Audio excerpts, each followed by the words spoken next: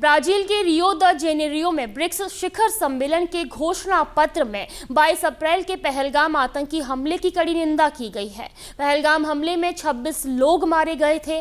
BRICS नेताओं ने सीमा पार से आतंकवाद को संरक्षण और आतंकी गतिविधियों के लिए वित्त पोषण सहित हर प्रकार के आतंकवाद से निपटने की प्रतिबद्धता दोहराई।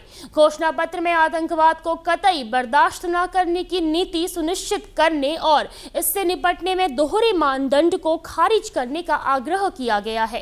प्रधानमंत्री नरेंद्र मोदी ने ब्रिक्स सम्मेलन के दौरान आतंकवाद की गंभीर समस्या पर सदस्यों का ध्यान आकर्षित किया। उन्होंने आतंकवाद को मानवता के समक्ष सर्वाधिक गंभीर चुनौती बताते हुए कहा कि आतंकवाद के शिकार लोगों और इसे शह देने वालों को एक स्तर पर नहीं रखा जा सकता।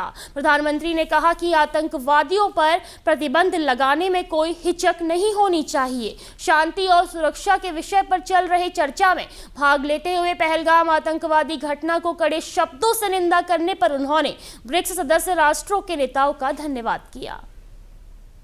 Terrorism was a grave threat facing humanity.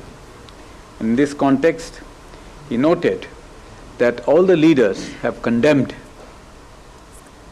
Pahalgam terrorist attack in strongest terms. Pahalgam terror attack, is an onslaught on the entire humanity.